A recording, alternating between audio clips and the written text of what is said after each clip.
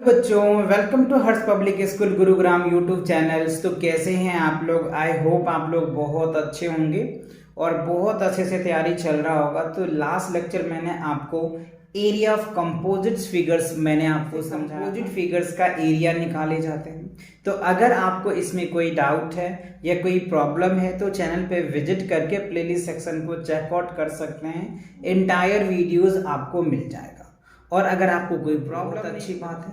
तो चलिए आज जो हम कवर करने वाले हैं एक्सरसाइज 9.3 को कवर करेंगे। और ये क्या है बच्चों? स्टोरी सम्स है। तो स्टोरी सम्स में बहुत बच्चे के डाउट रहता है, राइट? क्योंकि स्टेटमेंट वाले क्वेश्चंस होते हैं तो उन्हें समझने में दिक्कत, लिखने में भी प्रॉब्लम्स होता है, राइट? तो चलिए आज जो हम कवर करते हैं, आपको डिटेल समझना है। इन सब क्वेश्चंस को 1 से 2 बार रीड आउट करना है और कैसे स्टेटमेंट लिखा जाता है, ये सारी बातें मैं आपके साथ डिस्कस। आप सबसे पहले एग्जाम्पल देख लेते हैं हम लोग, है ना। Find the cost of tiling an office 30 metres long and इतना metres broad at the rate of per square metres. ठीक है, तो आप यहाँ पे देख पा रहे होंगे ये फ्लोर है, ठीक है। इस पे क्या करना है? टाइल बिछाना है, ऐसे आप समझिए, ठीक है। जिसका लेंथ हमें दे रखा है कितना? 30 मीटर्स है और ब्रेथ जो दे रखा है वो 25 सेंटीमीटर है। तो हमें क्या करना होगा? पहले एरिया निकालना पड़ेगा। ये एरिया कितना है? तो हमें लेंथ पता चल गया, ब्रेथ पता चल गया, तो एरिया निकल के आ जाएगा, ठीक है। तो अब कह रहा है कि अगर 1 स्क्वायर मीटर आप लगाते हैं ना तो आपको 4 रुपया पे करना पड़ेगा। तो टोटल एरिया कितना, उस एरिया को मल्टीप्लाई कर देंगे, राइट? सो वही किया हुआ है। Tiling the office means tiling the area of the office. तो एरिया लेंथ इंटू ब्रेथ, क्योंकि स्क्वायर वाला है तो लेंथ इंटू ब्रेथ। तो देखो 30 इंटू 25 आ जाएगा। तो 30 को 25 से मल्टीप्लाई करोगे 750 और मीटर क्या होगा? स्क्वायर मीटर लिख दीजिए। Cost of 1 square metre tiling का कितना है? 4 रुपीज। तो कॉस्ट ऑफ 750 स्क्वायर मीटर का, तो 750 में क्या करेंगे? 4 से मल्टीप्लाई कर देंगे। तो ये क्या होगा आपका आंसर। यानी टोटल जो है the cost of tiling of the office, office में कितना खर्च आ जाएगा? 3000 आ जाएगा, राइट? 1 10 100,000 3000 आ जाएगा, ठीक है। तो बात क्लियर आया कि पहले हमें एरिया पता करना पड़ेगा और उस एरिया में 1 स्क्वायर मीटर को कितने चार्ज कर रहे हैं? 4 रुपीज कर रहे हैं। तो जितने स्क्वायर मीटर्स आ रहे हैं उसको हम क्या करेंगे? 4 से मल्टीप्लाई कर देंगे तो रिजल्ट आ जाएगा। तो ये बात आपको क्लियर आ गया, ओके। और एक चीज और भी देखना है कि length and breadth are always express the units of same. कभी भी ऐसा ना हो कि लेंथ का जो है मीटर में दिया हुआ है और ब्रेथ कभी सेंटीमीटर में दे दिया है। तो कभी भी आप इस तरह की कैलकुलेशन करें ना बच्चों, तो आपको ये ध्यान में रहे कि दोनों का यूनिट सेम होना चाहिए। अगर लेंथ मीटर में है तो ब्रेथ को भी मीटर में ही होना चाहिए। अगर लेंथ सेंटीमीटर में है तो ब्रेथ भी सेंटीमीटर में होनी चाहिए। बात समझ में आया? इसका मतलब ये हुआ कि यूनिट दोनों का सेम होना चाहिए, राइट? चलिए अब एग्जांपल नंबर 5 को देखें। हाउ मेनी स्क्वायर टाइल्स, कह रहे कि हाउ मेनी स्क्वायर टाइल्स, कितनी टाइल्स की नीड है? Side 10 centimetres will be required to tiles, path of dimensions इतना। यानी पाथ का जो डायमेंशंस है वो क्या है? 360 एंड दैट्स, ठीक है। तो पहले एरिया ऑफ पाथ निकाले। तो देखो लेंथ दे रखा है, ब्रेथ दे रखा है, तो एरिया निकाल लेंगे क्योंकि रेक्टेंगल पाथ हो गया ना, क्योंकि इतना लेंथ है, ये ब्रेथ है, तो रेक्टेंगल बनेगा। तो area of path length into breadth, तो this into this 3,24,000 square metres आ जाएगा। अब एरिया ऑफ टाइल्स तो 10 इंटू 10 100 आ जाएगा, ठीक है। अब हमें क्या करना है? कितने टाइल्स निकालना है? तो नंबर ऑफ टाइल्स, तो टोटल एरिया ऑफ पाथ निकल के आ जाएगा। तो एरिया ऑफ पाथ अपन में एरिया ऑफ टाइल्स, तो ये हो जाएगा इसमें इतने एरिया में लगने हैं और इतने एक टाइल्स की है, राइट? तो इससे इसको डिवाइड कर दीजिए तो 324 आ जाएगा। तो 324 tiles will be required to the path. यानी इस रास्ते पे कितने टाइल्स की नीड है? 324 टाइल्स की नीड है। तो बात समझ में आया? 2 टाइप के क्वेश्चंस क्लियर हुए आपके।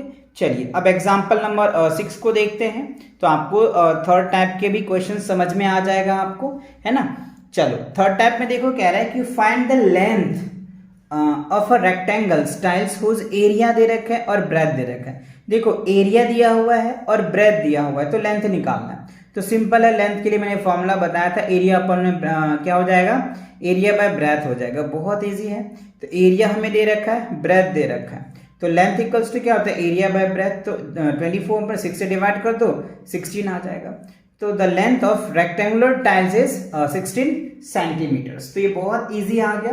और अगर आपको ब्रेथ निकालना है तो एरिया अपन में क्या हो जाएगा, लेंथ होता है। ये बहुत कॉमन है, ये मैंने आपको एक्सरसाइज 9.1 में ही डिटेल्स बताया था, एरिया ऑफ जब रेक्टेंगल बताया था, है ना, उस टाइम में ये सारी चीजें मैंने आपके साथ डिस्कस किया था। ठीक है, चलिए आगे बढ़ते हैं। रेक्टेंगुलर प्लेग्राउंड हैज एरियाज इतना metres, square metres, if its length is इतना, व्हाट इज विद ब्रेथ। देखो ब्रेथ इक्वल्स टू फॉर्मूला भी बताया, क्या होता है, एरिया अपॉन में लेंथ होता है।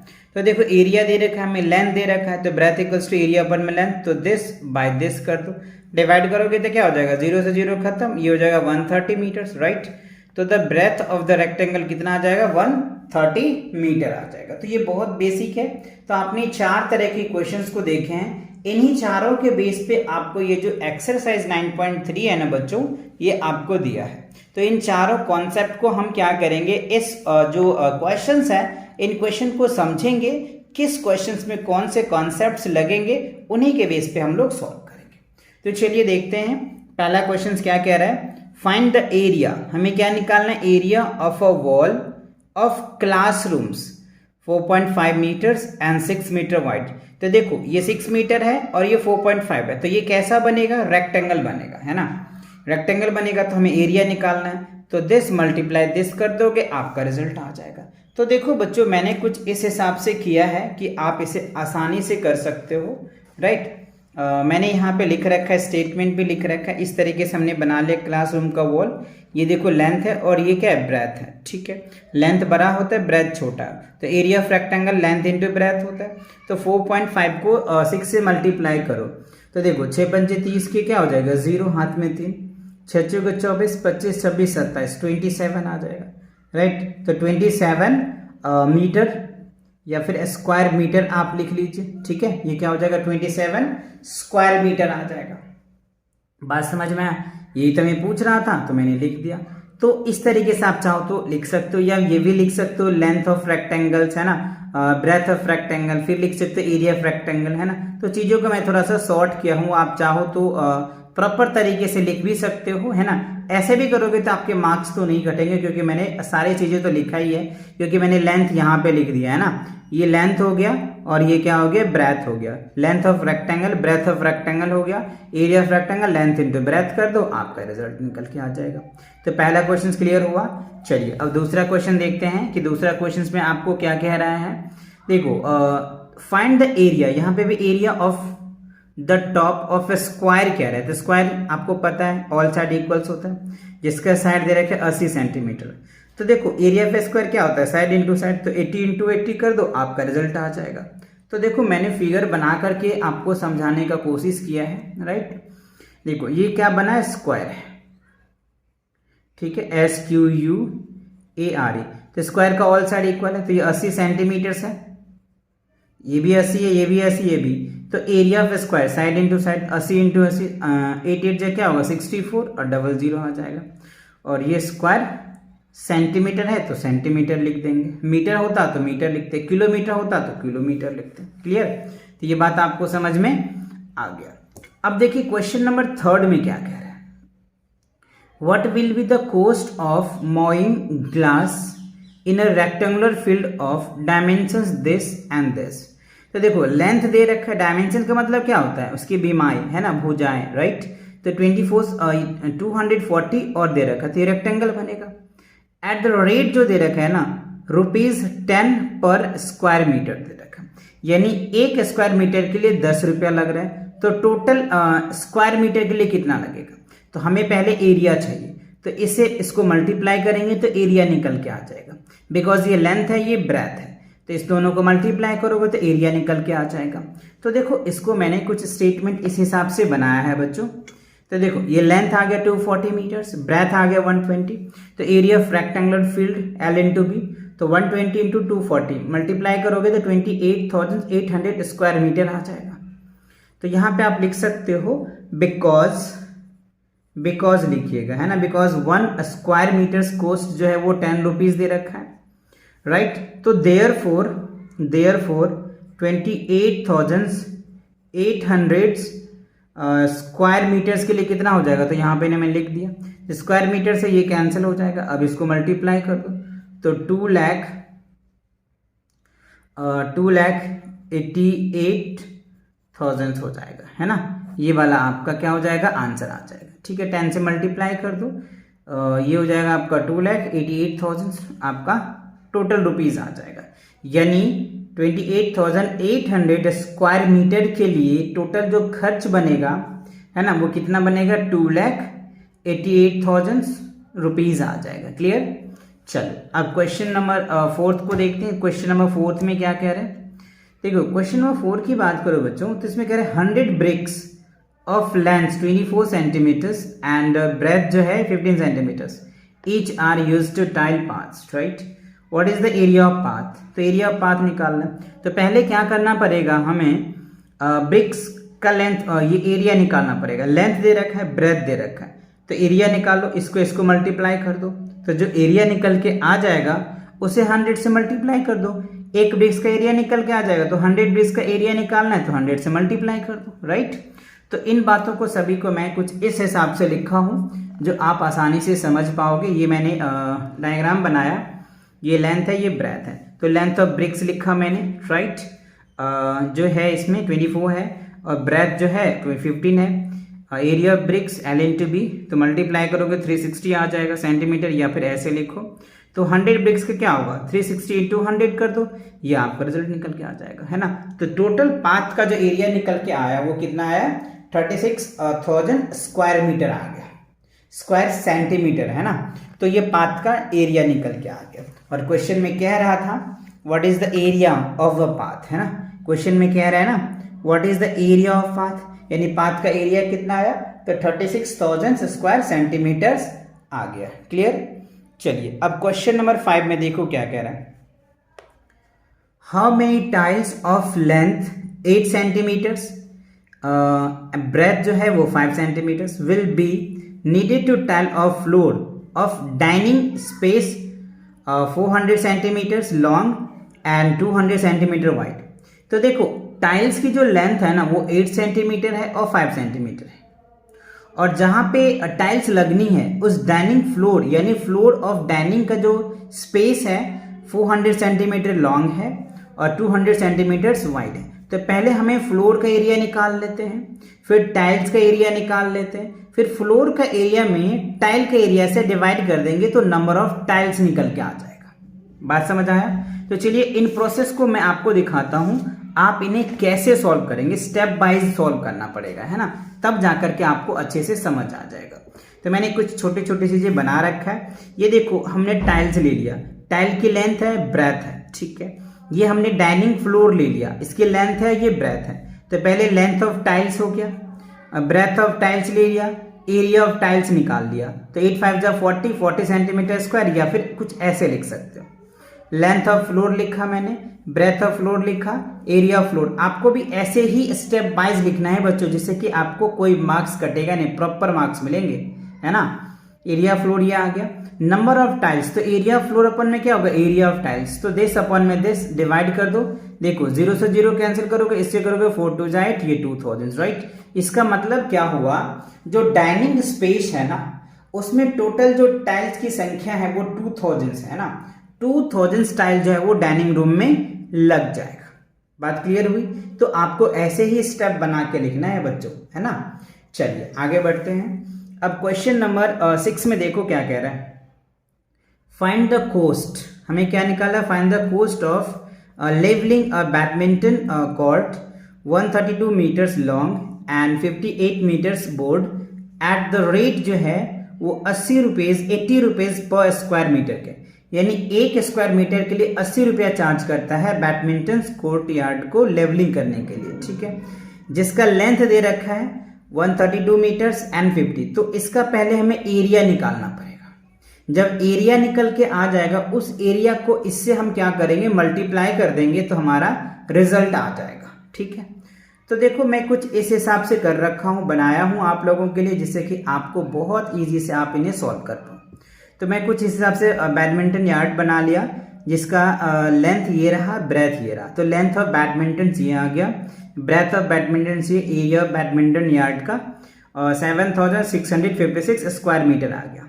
तो देखो एक कोस्ट ऑफ 1 स्क्वायर मीटर के लिए 80 रुपीज लग रहा है, तो कोस्ट ऑफ 7656 मीटर के लिए क्या होगा, तो मल्टीप्लाई कर दो। तो इस मीटर से ये मीटर कैंसिल हो जाएगा, और इससे इसको मल्टीप्लाई करोगे तो आ जाएगा 6,12,480 रुपीज आ जाएगा। यानी बैडमिंटन कोर्ट को लेवलिंग करने के लिए इतना एरिया को कितना लगेगा, 6,12,480 रुपीज जो है उसे पे करना पड़ेगा। ठीक है, बात क्लियर हुई। इसी हिसाब से आपको लिखना है, प्रॉपर स्टेप वाइज आपको क्या करना है बच्चों, लिखना है। ठीक है, चलिए अब क्वेश्चन नंबर 7 देख लेते हैं। क्वेश्चन नंबर 7 में देखिए क्या कह रहा है आपको, रेक्टेंगुलर प्लेइंग फील्ड, जो एक प्लेइंग फील्ड है यानी खेलने की जो मैदान है वो रेक्टेंगुलर शेप में है, उसका एरिया आपको दिया हुआ है, लेंथ आपको दिया हुआ है और ब्रेथ पूछा जा रहा है। तो सबसे इजी है, तो ब्रेथ इक्वल्स टू, अभी मैंने आपको समझाया था, एरिया अपन में क्या होगा, लेंथ।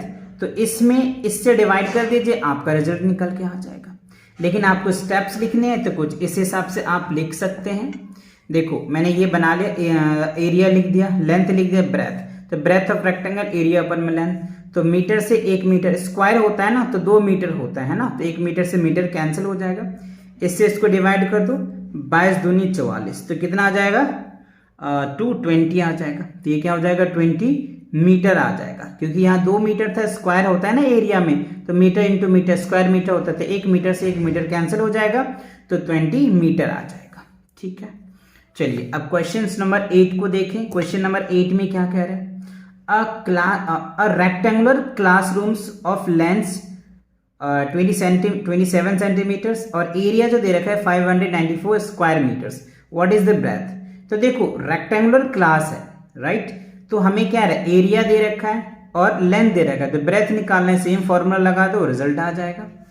चलिए मैं आपको करके दिखाता हूँ। यहाँ पे आप देख पा रहे होंगे एरिया दे रखा है, लेंथ दे दिया, ब्रेथ निकालना है, तो ब्रेथ ऑफ रेक्टेंगल, एरिया अपन में लेंथ। तो देखो इस मीटर से पहले मीटर को खत्म करो, इससे इसको डिवाइड करोगे तो क्या होगा, 22 आ जाएगा, तो 22 मीटर आ जाएगा। ठीक है, तो ब्रेथ ऑफ रेक्टेंगल जो है इसका आ जाएगा 22 मीटर आ जाएगा। ठीक है, अब चलिए क्वेश्चन नंबर 9 को देखते हैं। क्वेश्चन नंबर 9 क्या कह रहा है, क्वेश्चन नंबर 9 में कह रहा है अ रेक्टेंगुलर गार्डन, गार्डन कैसा है, रेक्टेंगुलर गार्डन है। ठीक है, is divided into 10 equal floor beds, और उस रेक्टेंगल गार्डन को 10 इक्वल फ्लोर में डिवाइड कर दिया गया है। ठीक है, तो कह रहे ईच, प्रत्येक का, एक का जो लेंथ इतना है और ब्रेथ इतना है। ठीक है, तो what is the area of the garden, तो गार्डन का एरिया क्या होगा, जैसे ऐसे समझिए, मान लो कोई बड़ा गार्डन होगा, इस गार्डन में से छोटा पार्ट कुछ इस हिसाब से एक तोड़ दिया, ऐसे ऐसे उन्होंने 10 काटे, है ना, तो एक का हमें पूछ रहा है, टोटल 10 का निकालना, तो पहले एक का निकाल लेते हैं। लेंथ पता है, ब्रेथ पता है, तो पहले इसका एरिया निकाल लो, राइट। जब एरिया निकल के आ जाएगा 10 से मल्टीप्लाई कर देंगे, आपका रिजल्ट आ जाएगा। तो देखो इसको आपको कैसे करना है बच्चों, कुछ इस हिसाब से हमने बना लिया। ठीक है, लेंथ दे रखा है हमें, ब्रेथ दे रखा है, तो लेंथ ऑफ फ्लोर बेड्स इतना, ब्रेथ इतना है, एरिया निकाल लिया हमने, इतना आ गया। अब ये एक का निकल के आया है, लेकिन हमें कह रहा है 10 का निकालना है, तो 10 फ्लोर बेड्स एरिया इसका हो जाएगा 7250 इंटू 10, तो इसको मल्टीप्लाई करोगे 70,500 स्क्वायर सेंटीमीटर आ जाएगा। यानी वो जो गार्डन होगा ना, उस गार्डन का जो लेंथ यानी एरिया होगा वो 72,500 स्क्वायर सेंटीमीटर्स में होगा। तब जाकर के 10 इक्वल पार्ट्स में बट गया है, और जब 10 इक्वल पार्ट्स में बट रहा है तो एक का जो एरिया निकल के आ रहा है वो 7250 स्क्वायर सेंटीमीटर्स आ रहा है। बात क्लियर हुई, तो 10 का समझ में आ गया आपको। क्वेश्चन नंबर 9 भी आपका क्लियर होगा। तो इसी के साथ क्या होता है, ये जो एक्सरसाइज 9.3 है बच्चों, ये आपका कंप्लीट होता है। तो ये जो स्टेटमेंट वाले क्वेश्चन है ना बच्चों, आप इसे बहुत अच्छे से 1 से 2 बार जरूर आप रीड करें, जिससे कि आप समझ पाए और आसानी से इन क्वेश्चन के स्टेटमेंट को बना पाए और आप सॉल्व कर पाए और आप अपने एग्जाम में 100 आउट ऑफ 100 मार्क्स ला सकते हैं, राइट। तो नेक्स्ट क्वेश्चन के लिए मिलेंगे नेक्स्ट वीडियो में, तब तक के लिए टेक केयर एंड तो लाइक मारो, और अगर तुम लोग नए हो तो सब्सक्राइब करो। वो जो लाल वाला बटन है उस पर फूट फेंक के मारो या फिर मोमबत्ती, मुझे नहीं पता, बस क्लिक हो जाना चाहिए। अब मैं भी जा रहा हूं, मुझे पैसों के पीछे भागना है। बाय।